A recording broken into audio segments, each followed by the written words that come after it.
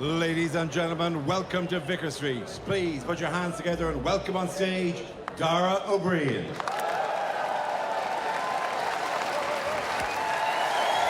Thank you very much. Thank you very much, ladies and gentlemen. Welcome, welcome, welcome.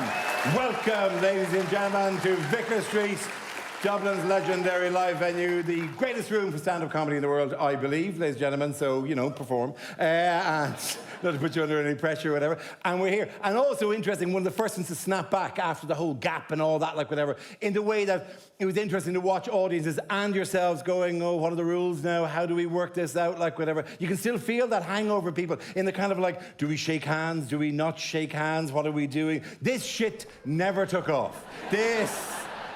Whatever committee decided that this is now how people will bang elbows, that is the new way humans greet each other, never worked, never took off. And even things that were perfectly normal forms of address now still seem really, really weird. Like you see somebody, for example, and they're looking away from you and you want to get their attention, and this is the way we used to do things for thousands of years, and now it suddenly seems weird because of the hall of mirrors we've lived in for the last 2 years. You'd walk towards them, you know this, sing it along, you know exactly what we used to do. You'd walk towards them, and as you approach them, you know, you get up to them. This is the most normal interaction, a thing we did so often, and now it seems bizarre because the things, and now we look at it, it seems like the weirdest thing in the world, and we did this so often. You remember this? You'd walk towards them, and just to get their attention, you remember this? You just wet your finger, and you shove it in their ear, and then you'd grind your hips up against theirs. And I don't think that's going to come back. It's just another thing we've lost. And then the argument started, and I'm not going to rehash all the arguments. You can probably guess where I am on the arguments, right? But I'm not going to rehash the arguments. I'm going to give you this little thing, though. This little tip, a little bit of advice for you now if you're going to get involved in any of the arguments. And I don't mean arguments. It doesn't have to be about masks and vaccinations and all that shite. Right? I learned a thing, though, in the middle of all that, though. If you're ever in one of those arguments, and in real life or online, right, and somebody comes at you with the whole, well, actually, you know, actually, if we look into it, actually, you know, you do your own research, actually, I think you'll find, I think you'll find, I think you'll find, actually. If you just go, can I stop you there? Then say nothing at all. Stand in complete silence until they take the hint and fuck off. That is my advice to you. So it has been a strange time, and people getting used to the fucking ideas of how it all works and all that, like whatever. It was a particularly, slightly weirder time for me on top of all of that, because I spent about 6 months of last year on one of these, right? This is not a huge surprise, by the way, to me. I have a knee injury that I've had for years, had it since I was a teenager. And there's a part of it, because I know that this is the thing, it's a bone thing that's a bit missing, and I'm going to have to, it's going to affect me long term. At some stage, I may need more of this kind of stuff. And there was a part of me going, grand, if that's the case, you know what, you know, I might as well just embrace that, like whatever. If I'm going to get a cane, sure, fuck it. I'm going to buy a cape and a top hat, and you're not even going to ask. No one's going to even notice that I'm on a cane, because they're going, what the fuck, when did Oscar Wilde suddenly walk into the room, right? There is a point in my life where I am going to be looking like Lucius Malfoy. That is the aim, right? And I thought, fine, great, I'll go for it. I'll go for the fucking cane in a huge way, like whatever. But the thing that's very, very interesting is that I found out last year is that this is not a cane. What is this? It's a walking stick. You're absolutely right. And for those of you, the majority of you, who didn't answer that question and presumably don't know the difference, a cane is elegant and sophisticated. A cane tapers from the top down to a point. As you walk around with a cane, it goes tip, tip, tip, tip, tip, tip, in a kind of very, very sophisticated way. A walking stick has a fucking rubber stopper on the end. There's nothing classy and sophisticated about a rubber stopper. And you can kid yourself. You can put all of your effort into this end of it. Say, oh, yeah. Oh, you can get dark woods shipped from the forests of Brazil, hand-turned to fit your grip. You can buy genuinely silver skulls. They all sell silver skulls with crystals for eyes. So you can stand there going, ha, ha, ha, I am the devil himself. No, you're not. Rubber stopper. You're Frasier's dad.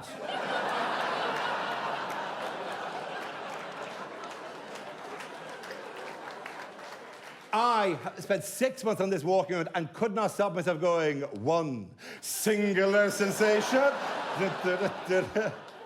No, you're not on Broadway. Rubber stopper. You're the old man from Up.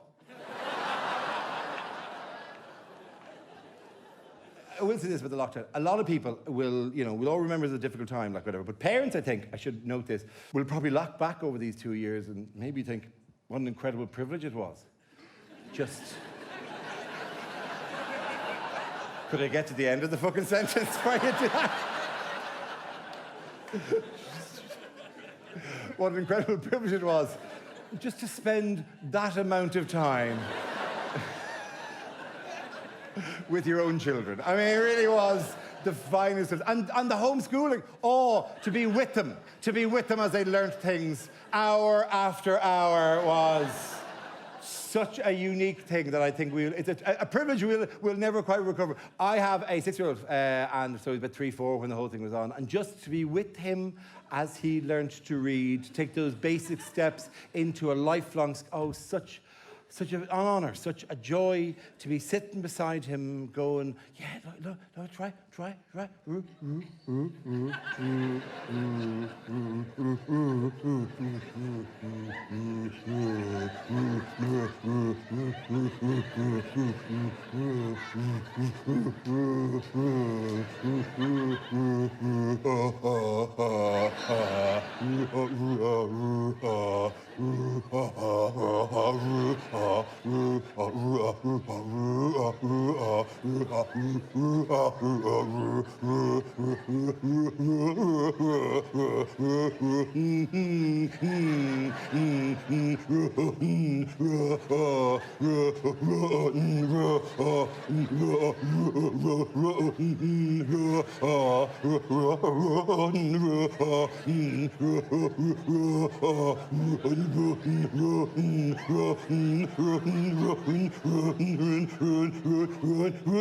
Run, you got there yourself.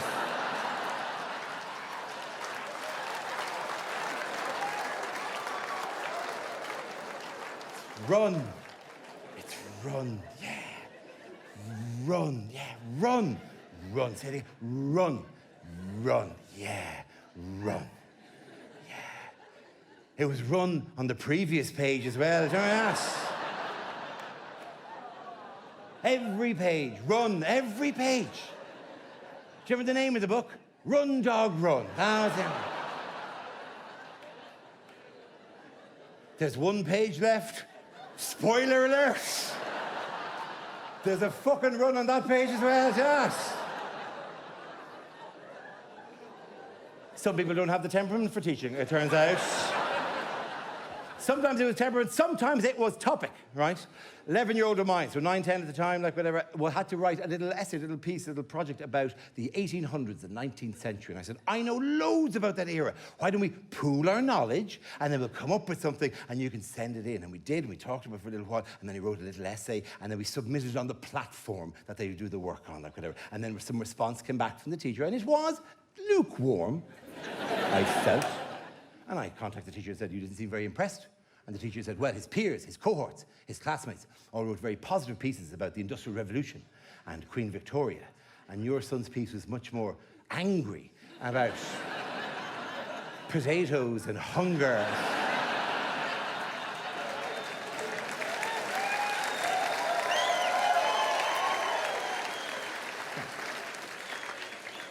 Some people had a very different 19th century. Where were we? Okay. This thing with the knee, I should explain slightly better, like the reason I had to go and the reason I screws up when I was on the court is because I've got a bit missing from my femur and had to go to a doctor about this, and he said, yes, he says, I'm afraid you've got a hole in your thigh bone, which means we're going to have to break your calf bone. I went, what, to send a fucking message? Well, exactly is the thinking behind this situation. That's a pretty nice knee you've got. Shame if anything were to happen to it. There is, however, I said, no, we have to rebalance your leg because otherwise something we might have to replace the knee. And I said, with what? I said. He said, with a titanium version of a knee. And I went, oh. And he was like, what were you hoping I was going to say? I don't know, a big spring like Inspector Gadget. So I had to go to this doctor, and this all had to happen quite quickly. This all happened to happen at a bit of a mad rush, and so the way it works in the UK, and I know it's different in this system here, is that look, there's two stratas. There's the NHS, which is an excellent public health system. My wife works in the NHS. Glory, very, very good thing. And then if you want something done quickly, if you've a bit of a rush, like you've got a tour starting in 3 months' time, and you're really up against deadline, you throw money at the problem. And it's the same doctors, though. It's the same doctors who appear in the NHS and privately when you pay them. Like whatever. Same operation, same knee. You don't get a shot. Like if you go into the NHS for a knee replacement, it's still a titanium knee. They don't go, oh no, that's just for private. No, you get Lego. You get Lego knee. And for the springy bit, we put one of those chewy dog toys in between the two bits. And, I mean, it works, but you will attract dogs. It'll go squeak, squeak, woof, woof for the rest of your life. Squeak, squeak, woof, woof, fuck off. But the only difference is you're directly paying the money. And when you're directly paying the money, the change in tone from how they talk to you in the NHS to how they is astonishing. They will move heaven and earth not to call you fat. The amount of euphemisms this man used, I began to write them down. I was enjoying it so much. He would say things like, well, he said, you're a very solid man, he said at one stage. And I said, I fucking am. I am there for you. If you need me at any time, you call this number 24/7 and I will be there for you, right? And once he said, well, your injury, he said, is very much an issue of load, he said at one stage. And I was enjoying this game so much, I was going, I don't understand, doctor. Explain it to me again, as if I were a child. And he went, well, he said, it's an injury we often see in men of your silhouette. So they went and did the whole thing, and then they opened me up, and there's loads of titanium in there now, and all has to be taken out again, like whatever. And then you go into the second stage, which is you got to do physio for it, and that's a bit that people really hate. They really hate the whole physio of it all. Having to repeat the same exercise repeatedly over and over again for 3 months, and that gives a bum rap, I think, to physios. I'm very fond of physios, right? And nothing to do with the post-operative thing. Hello to anyone who works in that particular field. Because I'm a big guy, like whatever, so I will often twang my back, get like a back spasm type thing, and I'll go for a massage, right? And I'm very pro that, of physical therapy and all that. And, you'd go to a hotel spa, whatever, and get a massage done. And then somebody said to me, oh, no, you're missing a trick. No, go to a physio. You go to a physio for a massage, it is an entirely different experience, right? And, is it ever a different experience? Because if you go to a physio, they waste no time asking you what your favorite oil is. Or what temperature you would like the stones to be as they place them on your back, or what your favorite whale music is as you like to relax. A physio will simply go, walk from there to there. Yeah, no, I can see where the problem is. Lie down. It's fucking here! It's right fucking here! And you're there going, Jesus, could you fucking ease me in? Could you do me shoulders or something? Just to introduce me into the... Jesus Christ!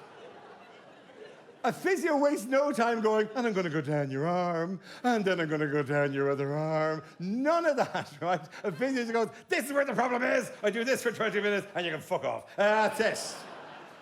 And once you've gone into that route, once you've taken up doing that for physio, you can't go back. You can't go back to the fucking hotel spa with all the white towels and the robes and the gentle, relaxing thing. It is too far. It's too far gone. And I always feel very sorry for people who work in those, like legitimate masseuses who work in that industry. It's really important. Physical therapy is really useful for lots of people. And I always feel bad anyway for that industry because it's the only part of medicine that has a weird overlap with the sex industry. Because the sex industry has taken the word massage to mean whatever the hell it wants. And that must be really irritating if you legitimately work in massage, because it causes misunderstandings. I have been that soldier. I was in Australia in my 20s. I twanged my back. I had to go into it. I was looking for someone to get a massage. I remember walking around the streets in Adelaide going, does anyone know somewhere that does massage? And a young woman my own age goes, oh, yeah, there's a massage place over there. And I said, oh, OK, grand. And I went in, presuming this is legitimate. She's a woman in her 20s as well. She wouldn't send me anywhere dodgy. And I walked in. And I said, hello, you do massage? And the woman goes, yes, we do massage. I said, how much is it? And she goes, it's $100 for massage or $150 for fantasy.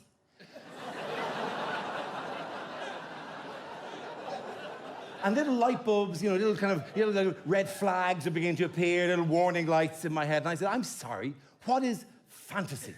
Hoping she's going to go, well, in fantasy, we dress up as orcs. And then we stomp around you, reading out runes and incantations in an ancient elvish language. And then we have a sword fight. And then we take a 20-sided dice. And we roll the 20-sided dice. And if you score 18 or more, we wank you off.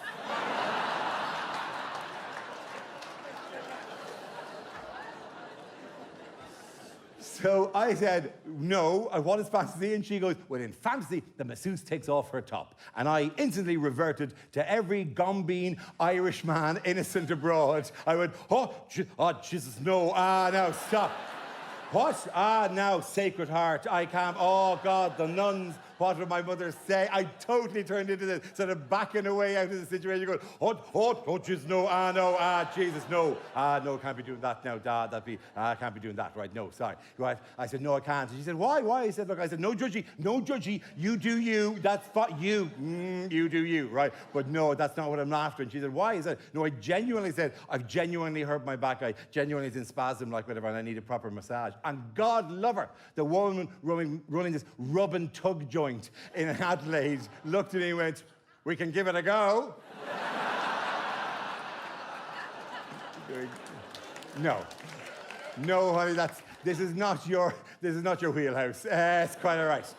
There is no other field of medicine that overlaps in that awkward way with the sex industry. You've never gone in for a dental appointment. And they said, yes, absolutely, you just wait in there, and you sat in that vinily S-shaped chair with a lamp above you and the spitting thing, you're just sitting there waiting. And the dentist comes in and goes, are you my 3 o'clock? And you go, yes, I am. And he goes, okay, let's start. And the music begins to play, and the dentist begins to sway in a sexy way in front of you. And you're there going, wait a minute. Are you a sexy dentist? And the dentist is going, yes, is that not what you wanted? No! I genuinely have a toothache. And the dentist goes, I can give it a go. No! The bad thing about that knee injury, is that, and the only really, because you can see I can walk and do shows, it's grand, right? But I will never now officially, never do Strictly Come Dancing. I know. Oh, kills me as well. There's a fucking payday lost, right? But the main reason it breaks my heart is that I have a 14-year-old daughter, and that is a glorious thing to have in your life. A strong, powerful young woman. My God, they are impressive and amazing, and it's glorious. I'm so proud of her. But Jesus, they're fucking strong and difficult, and sometimes a challenge to have any control or purchase over a young teenage girl. And for a long time, the only disciplinary power I have over that young woman is to go, stop it. You will stop it. Or I will go on Strictly Come Dancing. And you will watch me dance. And I will dance hard. I will get to Latin Week. You see that I don't get to Latin Week, and you will have to watch that. And if that doesn't work, if she doubles down, I go, you better apologize to your mother. Or not only will I go on Strictly Come Dancing, I will record an introductory VT in your school. You won't know the day that you will be at assembly minding your own business when your headmistress will go, well, girls, we've quite the treat for you this morning. And you'll go, huh? And then you'll hear, bam, ba, dam, bam, bam, ba. And you go, no! And then I'll come out in lycra going, honey, it's Daddy dancing. Why aren't you watching? She doesn't seem to be watching. Honey, it's me, it's Daddy over here. Look over here. Does she not know? Tell her it's Daddy dancing over here. Honey, am I not beautiful? Watch me dance. Say hello to new mummy.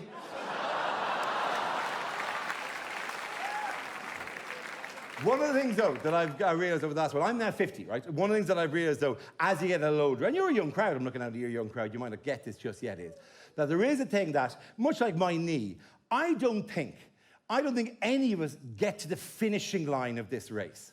Get to the last stages of this race we all run in life. Get to the very end bit, 100% intact.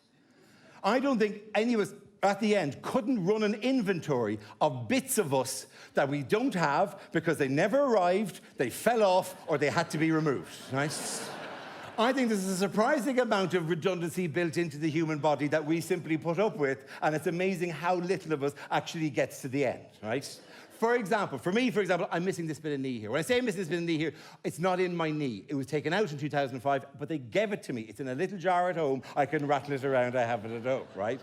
At some point in the next 15 years, they'll take the entire joint out and put another joint in. And I don't know if they still do that, but I hope is that they will give me the joint. They'll wash it off and give me the joint, and I can reunite it with the bit that was taken in 2005, and then slowly rebuild myself outside of my own body, reassemble my skeleton separate to myself.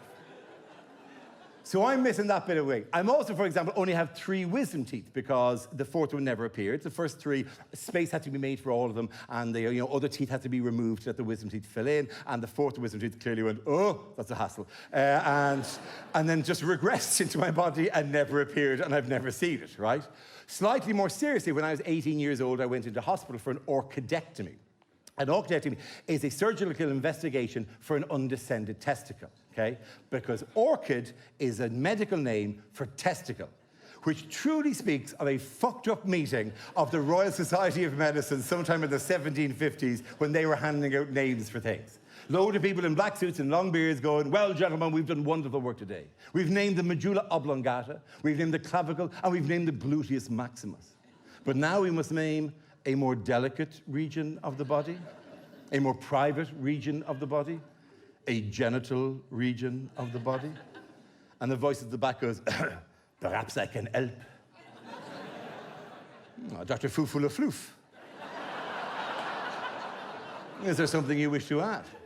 I would merely say, if we are to name this most delicate, most private region of the body after the thing it most resembles, then we should name it after a flower. Because like a flower, this part of the body, at the start of the day, its petals are closed. And as they slowly open over the course of the day, its sweet scent permeates the air around, drawing you in until you bury your face into the flower and you taste upon your tongue the sweet nectar. If we are to name it after the flower, we should name it after the most beautiful flower of all. We should name it after the orchid. Oh, fantastic. Excellent idea. Big hairy balls, orchid. Okay. No, I did not mean the balls. I meant on the lady. I was talking about the lady. Oh, I've already pressed send.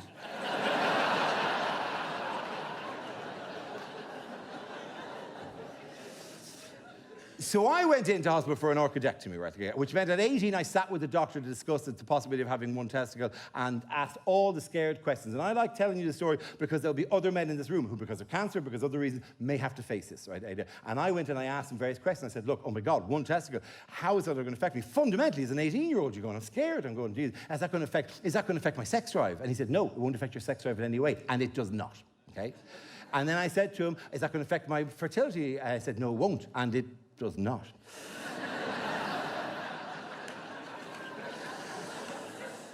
But even as an 18-year-old went, hang on, that seems like there's a lot of redundancy built into this system. And the doctor went, yes, there really is. There's literally 50% redundancy built into that entire system. There's absolutely, it's really quite funny how much redundancy is built into this. And I looked at him and said, is there any way in which having one testicle is worse than having 2 testicles? And I'll always remember this. The doctor looked at me and he said, yes.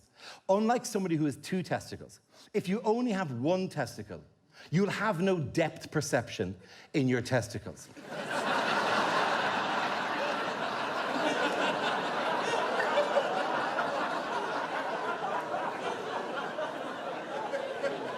And when you jizz, you'll have no idea if you've jizzed big and far away or small and relatively nearby. I fucking love that joke, all right? I am stepping out of the show to tell you that is my fucking favorite joke of the show. Because that's quite a personal admission to make, but that fucking joke pays it off every fucking night, right? Here's the reason why I think that fucking joke about the testicles is amazing, because half the room never get it. There's half the room who don't get that joke, who haven't got that joke, who still haven't got the fucking depth perception joke, and are going, I don't fucking get it. Well, Google it, 2 eyes, 1 eye, fucking look it up afterwards, right? Here's what happened to me. They opened me up looking for that other testicle. They didn't find it. So for 32 years, I've had a testicle and a tooth wandering round my body.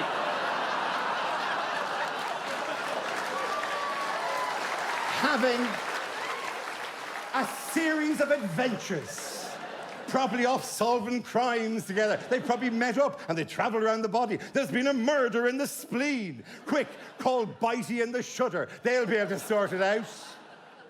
Hey, boss, why do you call him the Shudder? Give him a poke. You'll find out soon enough. Boom.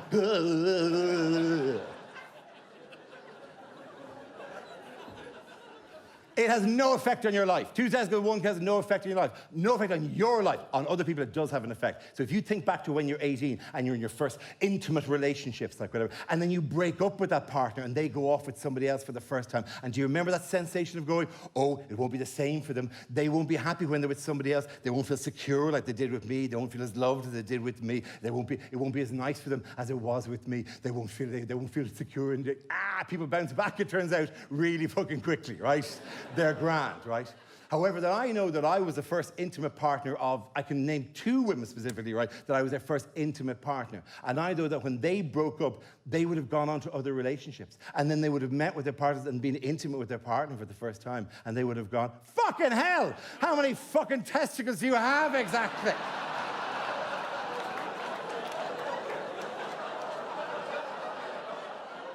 Jesus, they're coming at me from every direction.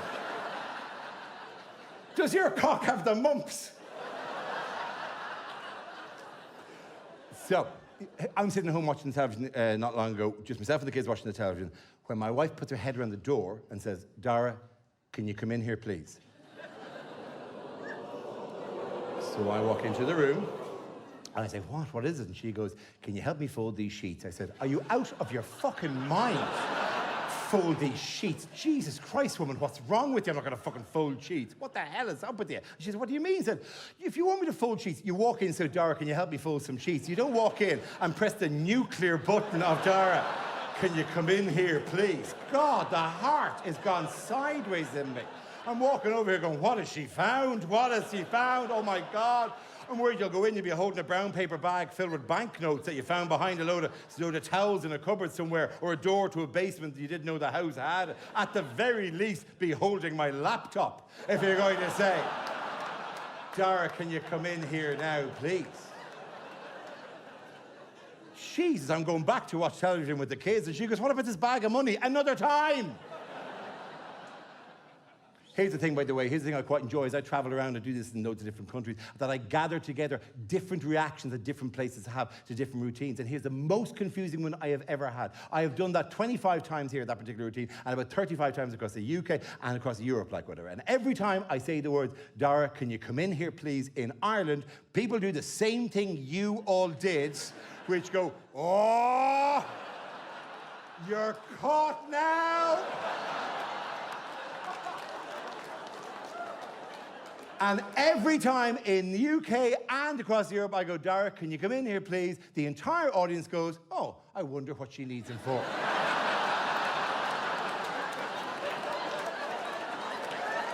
It's the most bewildering thing to me.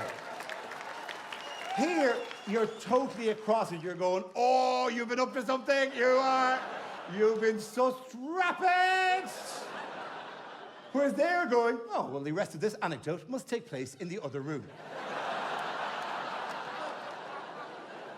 Surely everywhere needs a phrase that you say so the other parent gets what has to happen and there's some serious, and that the kids don't get it. Surely we all need one of those kind of phrases, like whatever. Because you can't have the kids hearing everything, like whatever. No, not that they always pay attention to it. This is one of the weirdest things about parenting.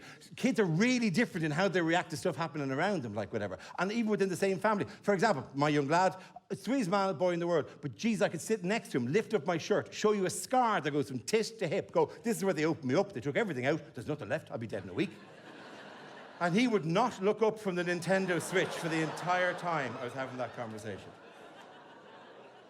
I was the boy. I was always like the boy. I was blind to stuff that was happening in the family. All the history of all that went right past me. I paid no attention. All the way up until I was in my 30s, like 33. I was moved over to London, and my dad came over to have a, do something. I said, look, well, I'll bring you for dinner, and I brought him for dinner, and we sat in a restaurant. It's not our style to sit in restaurants and all. It all felt very starchy and formal and uncomfortable, right? And I thought, well, screw it. If we're going to be uncomfortable, let's be uncomfortable. I'm going to ask everything now. This is the opportunity for me to find out all the stuff that's been told to me as a fairy tale or as a euphemism or has been glossed over. Let's find out everything. All of the stuff like, did the dog really go and live on a farm that time? And Auntie Mary and her nerves. Is that not just, that's...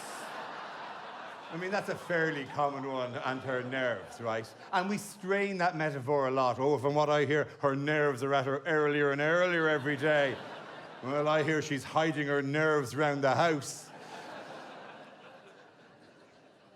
So I said, let's ask. And that's the thing that all parents and children should have. At some stage, you have to have a conversation with your child or with the parent in which you exchange, you genuinely get the unvarnished history of the family. All the stuff that you should know and is now your turn to carry through, all the stuff that you should actually, all the truth about things, right? It's very important. It's also very important that the child decides when they're ready to know that stuff. It's very important that the child decides that I am now mature enough to take on all this information. It is not up for the parent to unilaterally decide, no, they should know this stuff now. They're old enough to know. By the way, you should know, your mother and I love dogging. I just felt you should know now. And in unrelated news, the car is unavailable this weekend. So I just thought I'd tell you that. So I sat my dad down and we chatted about everything, like whatever. And I chatted about the pets and animals and family and illnesses and all stuff.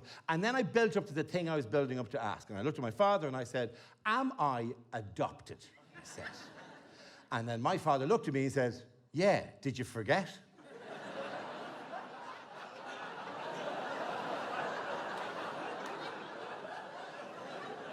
I said, did you tell me? And he said, we told you all the time. We told you, we're told to tell you. It's not supposed to be a secret if you adopt a child. I am adopted, right? It's not supposed to be a secret. It's not supposed to come out in a restaurant in London when you're 33. It's supposed to be a perfectly normal thing within the family history that you all know, right? Okay. And I said, well, what? And then he said, well, that was a really sweet thing. He said, we just got bored of telling you. Because I'm sure this happens if you adopt a child. You're supposed to normalize it and do all that. But at some point, you'll be going, oh, God, do I have to keep saying this? Or will I be always going, oh, well done on your leave cert results. You're adopted.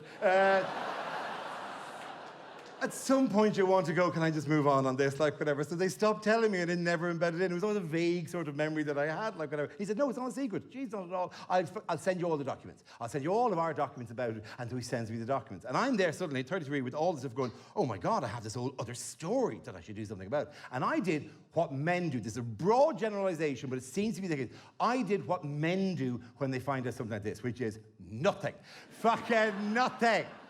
Women immediately go into tracing and texting and tracking and all that stuff. Men go, here's a fucking story I'll tell you when I'm drunk. Did you know I'm adopted? And do nothing about it. And for like 12, 13 years, I did nothing at all. I had a family, I had other things to worry about. I didn't think about it at all, right? And then I went to see Philomena. Now, you know the film, Judi Dench and all that, like whatever, and the story about how she gave a child up for adoption. Let's put the quotation marks around that, like whatever, because it wasn't quite as willing as you might imagine. Gave a child for adoption and then spent her life looking to find her son. The story of Philomena Lee, right, like whatever. And I walked out of that cinema going, oh, you fucking idiot. It's not just you. It's not just your story. There's a woman who gave a baby up for adoption 45 years ago, and she would also like to know what happened here, like whatever. And I'd never thought of it. I'd never thought of it. Now, I've met Steve Coogan, who wrote the film, to say thank you. I've never met Judi Dench. We move in different circles. She's more of a biker chick. Hey, Judy, fuck you. She's gone, right? But nonetheless, I came out going, oh my God, I must do something about this. Now, this is the point, by the way, when I tell the story, especially abroad, where I give a little bit of potted history about it, which obviously now we're in Ireland, you don't really need that because it's on prime time 3 times a week, right? So... But it should be pointed out, my friend from Chicago, for example, in our history, there are many things we've done very, very well. But reproductive rights and sexual issues, not one of them. We've not been great.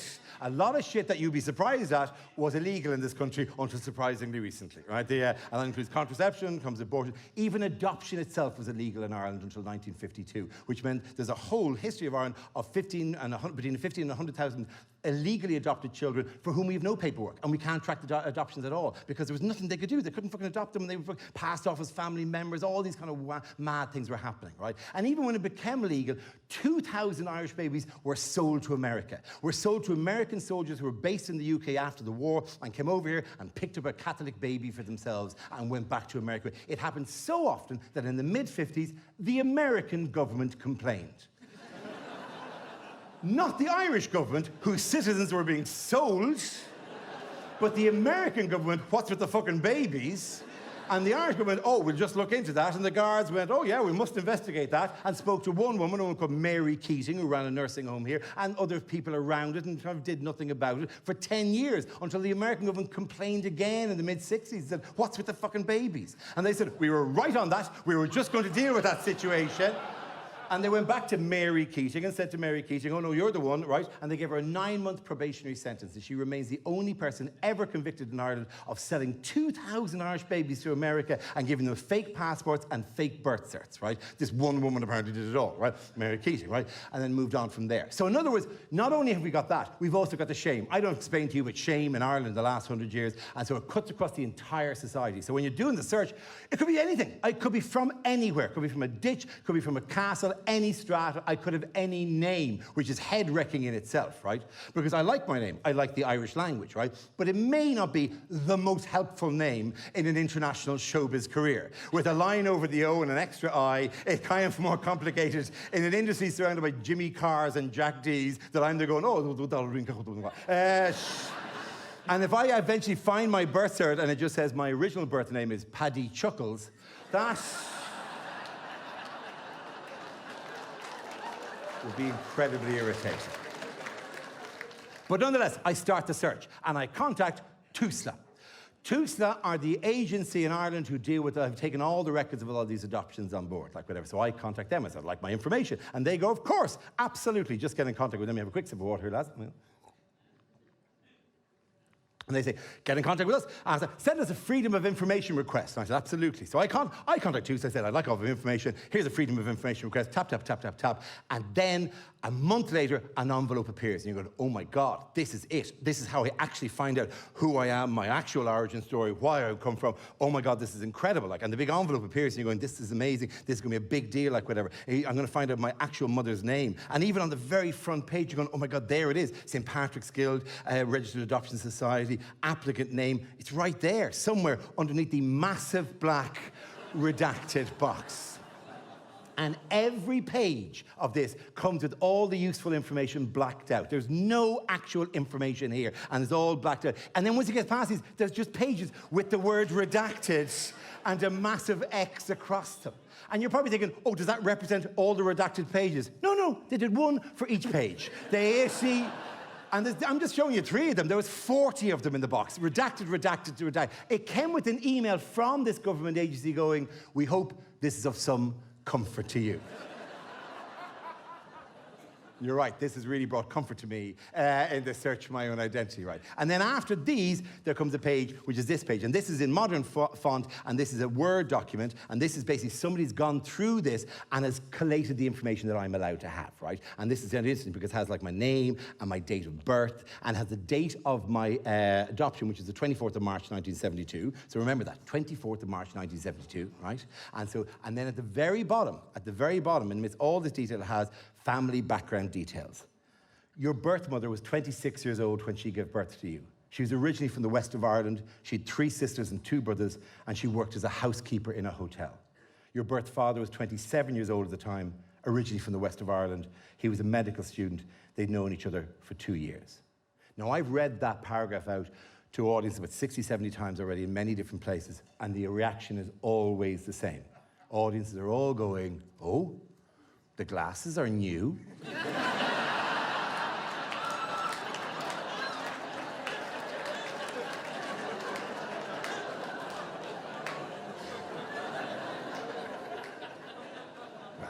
none of us are getting any younger.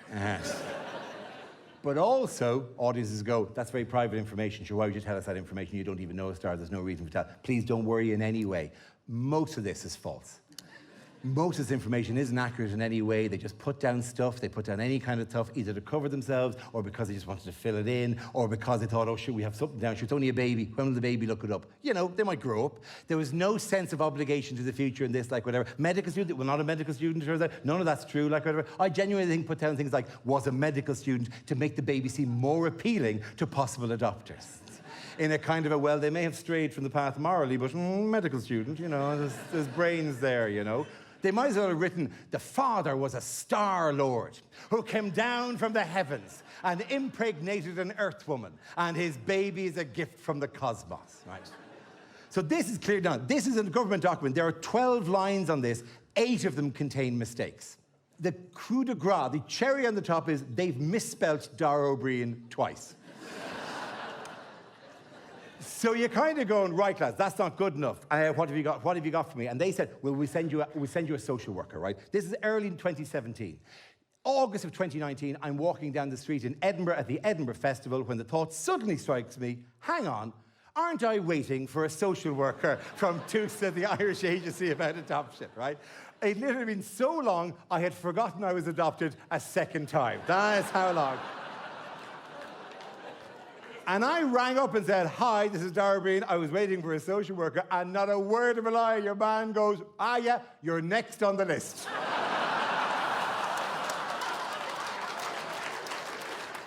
Because TUSA is run like a minicab company. And if you ring them up, they go, yeah, no, she's just coming around the corner now, actually.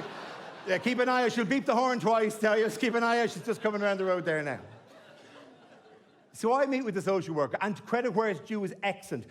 For one thing, give you a more measured sense of expectation about the entire thing. Said, look, you're quite old. They will also be quite old. I haven't looked at the file. They might not still be alive, or they might be infirm, or they might have Parkinson's or anything. Who knows what the situation is? Or they may not simply wish this box to be opened after 47 years. It might be shocking to them, like whatever, and they may not wish to be contacted in any way. Many of these stories, she said, don't end with you all sitting in a pub having pints, right? That's the reality of it, like whatever. And then she'd say things like, look, we've been in contact with the nurses who worked in the nursing home. They took photographs of the babies they looked after. Maybe there's a photograph of you when you're an infant there. And I said, oh my God, that'd be amazing. Because I feel a weird kind of disconnect with this child of this other name, like whatever. I'd love to see a photograph. And the next time I met her, I said, was there a photograph? And she said, no. She said, no. And then unnecessarily, I feel, said, you must have been a very cranky baby.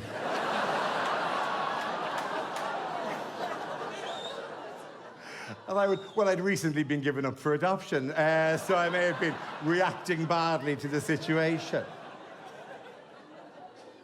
But she said, look, I've looked at the file. I've looked at the file, and I can send the letter. I've got the contact details for your birth mail. I can send the letter. I said, what's the letter? She said, well, the letter is, she says, almost a cliche in this country at this stage, so we don't actually use it even that often. But there's a letter you send, and it's quite subtle in how it's worded. It's basically, you send a letter, so it doesn't give anything away, right? It'll say, dear, I recently met, birth name, who you knew in Dublin 47 years ago, and they were wondering if you wanted to meet up, like whatever. And it means if somebody else in the family picks it up, it doesn't give anything away, right? And I thought, wow, that's so much better, I said, than my plan. She said, what was your plan? I said, I was going to break into the house while they were out and sit in a chair in the front room with the lights out and a lamp beside me. And they would come in and go, God, it's very dark. And I'd turn on the lamp and they'd be blinded. And I go, do you love me now, Mammy?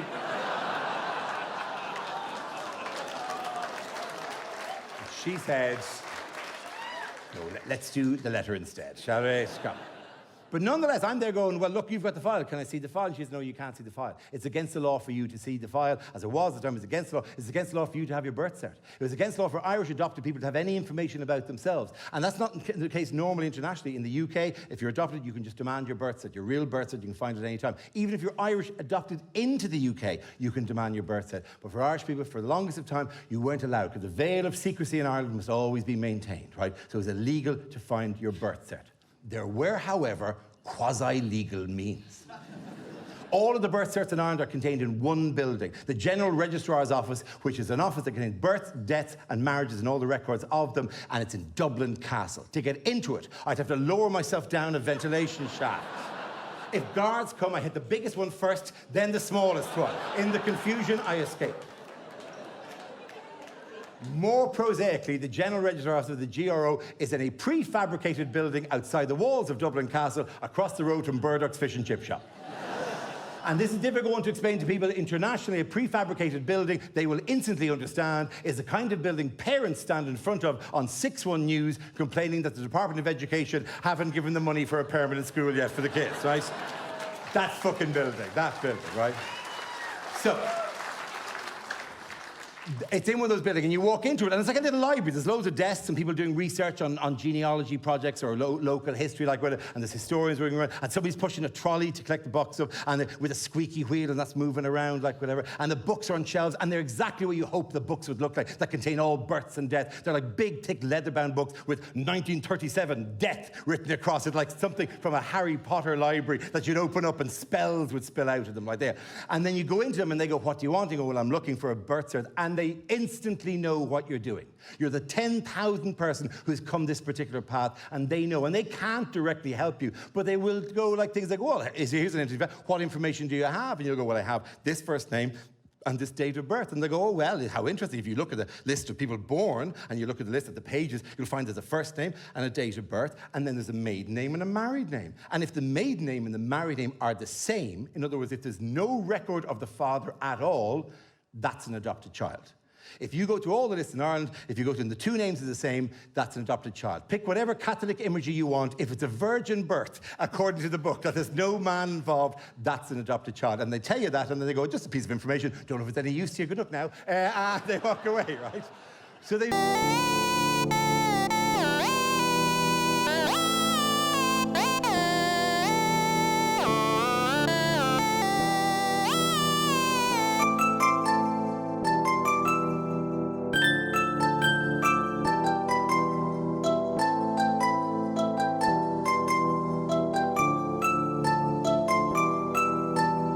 Nakura, poko paka poka, muboko, no, kami kami, watashi, tonato, mukeki, washago no, kijunamu kamagi masikada, watashi ga anato ga mokima abisi, nokima lana, niga kujo mogo, nibasida koma, mezina kamba. Kono saliko de wasikamido watashi ni damite sagwani kadide no shima kwana se tokimashine ne wakabito ato.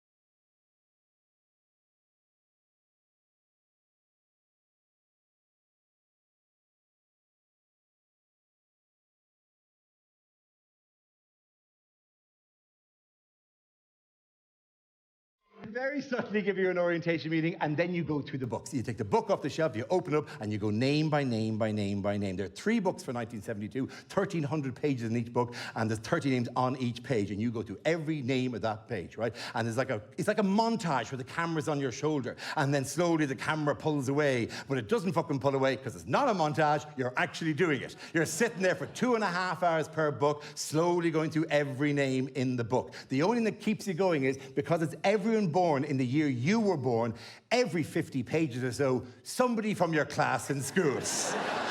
Or the girl you went to a Debs with, or somebody you played underage football with, names just pop up from your past. It's quite sweet, right? And then you're just turning the pages other than that, like whatever. And it takes 2.5 hours, you get to the end of the first book, nothing there. Picked up the second book, let's open that one again. Names, names, names. I did about an hour of that before somebody tapped me on the shoulder and said, "We're closing. We're closing for the afternoon. You're gonna have to come back tomorrow." I said, "Okay, this is longer than I thought. I'll come back tomorrow." And I come back the following morning, got the second book again, opened it up again. Name by name by name by name, got all the way through the second book, got to the last bit. There are 10 pages missing at the end of the second book. From Omurchu to Omarisa, little tranche of Irish language names, and I thought, okay, the chances are really slim that I'm in that section, but I'll write them down, who knows. Went to the third book. On the third book, your eyes are beginning to glaze, because you're seeing names and dates and names and dates and names and dates, and also there's a voice in your head going, "Ah, you fucked this up. You're already 2/3 of the way in and you've not seen anything. The chances are you've already missed this. And she might not respond to the letter. This might be the only chance you get to find out who your birth mother actually is, and you've already blown it. And that goes louder as you go through the pages because you're missing, you're going, oh my God. And by the time you get to the end of the book, the voice is going, you're fucking idiot. You're not the only Z baby in Ireland in 1972. You're clearly not in this, right? And you get to the end of the book and there wasn't there. And I thought, oh my God, have I blown this? Have I made a mess of this? Because this might be the only way I can find this information out. And I remember picking the third book and walking back to the desk, and the woman was there going, did you not find what you needed? And I said, no, I didn't actually. But then I said, but there were 10 names missing from book 2. She said, oh God, I'm sorry, where were they? I said, well, they're from a Murchu to a Maurice. And she said, give me a minute. And she went off, and then she came back and she said, look, I started the search a few pages earlier. I went a few names later than that, whatever. And I've done a search, but look, this is the printout. There are only a couple of people who are adopted. I don't think you're... And I looked at the thing, it's a different name, different date of birth. I said, no, it's not me, but thank you very much anyway. And I turned away to walk. And then a thought struck me. And I turned back and said, I'm sorry, are these all on a computer back there?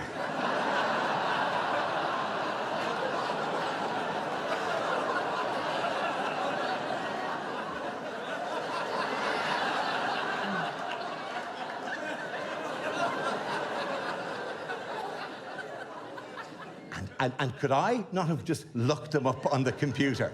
And not a word of a lie, the woman looked at me and said, Dara, that'd be too easy.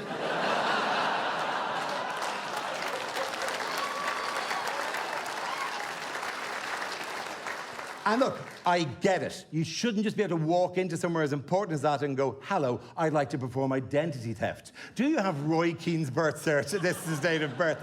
You have to show willingness and show you genuinely want this information, so I get it. But nonetheless, it's heartbreaking because I haven't found the thing I want. And I have to walk back to the bag, my desk, pick up my bag, and I'm putting a ruler in and a pencil and my bottle of water in, whatever, and I'm finishing up, whatever. And then I hear the squeaky wheel of the trolley being pushed behind me. And I remember shunting up to let the trolley go past. And as the trolley went past, the person pushing it stops and not a word of a lie leans in and goes, have another look under P, and then walks on. No, I'm not a fucking idiot. I'm not looking a gift horse in the mouth. So I go back to the desk, and the woman's there going, can I help you? I said, yes. Can I have another look at that third book? She said, absolutely no problem at all, she said, because she sent them over. She said, get over there for fuck's sakes. Because the day earlier, I had told her my first name and my date of birth, and she'd just gone back and gone, tap, tap, tap, he'll find that tomorrow, and had watched me go through the entire process. And then at the end is going, oh, the fucking idiot has missed it. How has he not? Jesus, do I have to do everything for these people?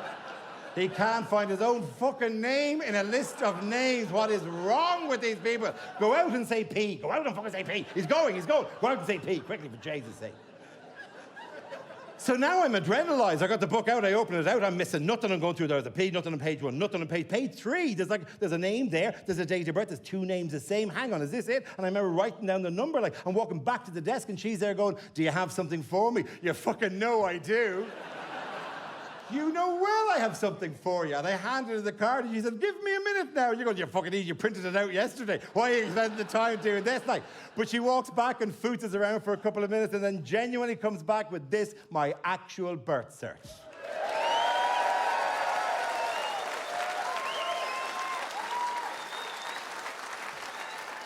And she gives it to me, and it's all folded up, and I can't open it. I can't open it there in front of them. It's too much of a thing. It's too big a deal, right? And I remember having to leave, get my bag and leave, and go back to the hotel staying in, get a drink for myself, or have a glass of whiskey or something, and then settle nerves and open it up, and there I saw it, whatever. There's my working title, as I like to call it, my original name. There, for the very first time, is my mother's maiden name. The first time I'd ever seen that, whatever. And then as I'm taking that in, the information I was looking for, there's other stuff on this, because it's like one of these forms, like a passport form or birth certificate. And on it, there's a thing that I wasn't expecting at all, whatever, which is witness to the birth. Now, it's difficult. You can't read it from there, and you couldn't read it on camera there, but they give you an explanation in the GR. They write the thing out more clearly. So the witness to my birth was Mary Keating.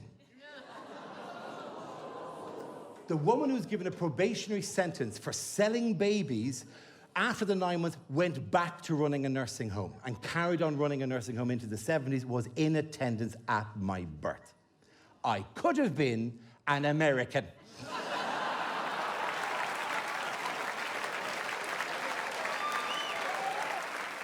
And I like that joke, but I think that's Mary teetering off the hook a little bit in that situation, right? But still, I've got that form, and I'm going, oh my God, what's the detective work I have to do now? Because I've got to find out more stuff. But actually, the same weekend, I get a call from the social worker going, I've made contact with your birth mother. She's shocked that you got in contact after all this time. She's very, very nervous about meeting up, but she will meet up. So in January 2020, we sat in a room in the Shelbourne Hotel with her on one couch, me on the other, and we chatted and we exchanged photographs and we talked about family history, and it was awkward and it was strange and it was a bit like, you know, just difficult to, you know, and we spent 2 hours together. And the 2 hours we spent together matched exactly the total amount of time she was allowed to spend with me when I was a baby. She was given an hour on the day, and the following day she kicked and screamed to get another hour. And then the day after that, she was told, no, he's already gone for an adoption. So you can't see him, you'll have to leave, right? Now, when was I adopted? 24th of March. I was born in early February, 6 weeks before that. But she didn't have the money to stay, so they kicked her out. That's what happened. That's how cruel the system was at the time, right? And then COVID came in, right? After we had that meeting, COVID came in, and then we carried on conversation on the phone, but I couldn't travel over to Ireland for a year and a half. And then last September, when the regulations got lifted, I flew back into Ireland, and I met herself, and I met the husband she'd met after she had me, and I met 3 sisters and a brother, and we sat in a pub, and we had pints.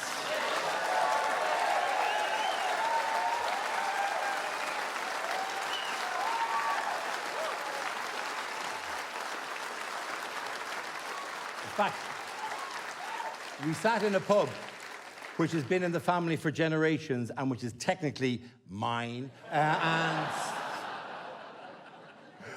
I'll have a Bulmers, thanks. Oh, do you not have Bulmers? Oh, that'll fucking change.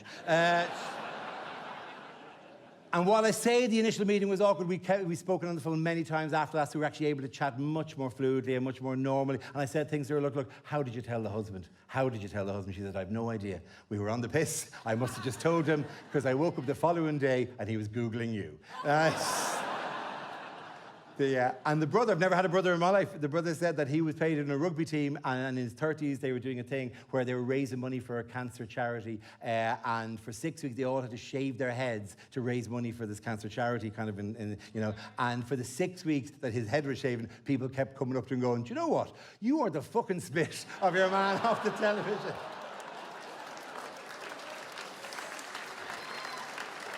And they have very nicely become just another branch of the family that I have to remember for cards and phone calls and keep in touch with them and all that. It has been a very positive thing for me. It hasn't been forever, because the situation remains that up until very recently you weren't allowed to get your information at all. This ridiculous veil of secrecy descended, and people fought hard. People fought very hard to change the laws about this. And I contacted one of those groups, the Adoption Rights Alliance, and I said, look, I'm willing to help. Now that I'm out about this thing, I'm very willing to help you about this, like whatever, and to be a face of the campaign, or, you know, talk about talking points in interviews, or whatever it is that would help you in this, like whatever. But the legislation was already in train at that stage. They didn't need me, and that's actually what happened. They didn't get back about me with that. That's what I know happened. What I'd like to think happened is that I rang them, and at the time they're having a big meeting because they've come to the end of the campaign, for 20 years of campaign, and they hear the phone go off, but no one can get to it, so it goes to an answering machine, and they're all sitting there when it clicks and beeps, and then you hear me going, hi, Dara Briain here.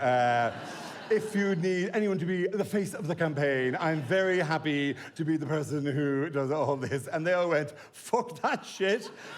We haven't spent 20 years campaigning to change the laws in Ireland to have some cunt of Mock the Week step up at the last second, run onto the pitch, kick the ball over the line from 1 inch out, and then run around the stadium with his jersey over his head going, I declare Dara's law to be passed. But people did come on after the first time I did the show, and they said, God, Dara, that's a very personal show. It's a very honest show. It's unusual for you to do such an honest, such a personal show. And I had to go, yeah, I was trapped in a house for 2 years. Nothing happened. All I had to talk about was a missing bollock and a parent I hadn't met yet. That had to be about that. Here's the thing, right? You've been very good. You've come on that journey, and well done for coming on that journey. Thank you very, very much.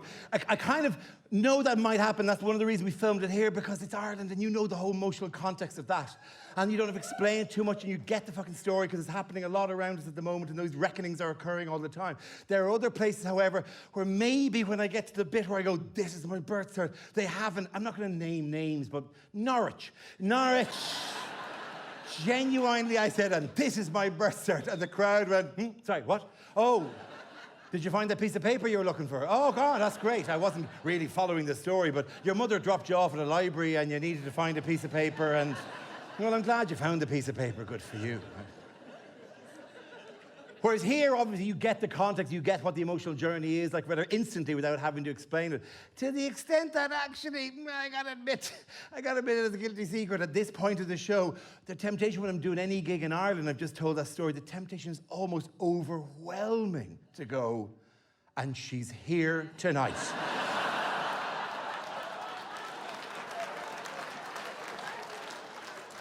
Because you would lap that shit up.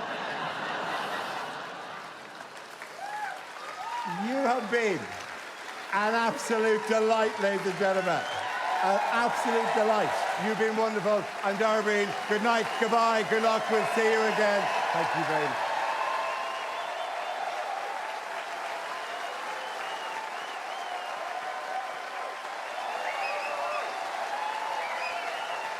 You're very kind. Thank you very, very much. We'll see you again. Good night, folks. Thank you very much. Great to be in Vicar Street.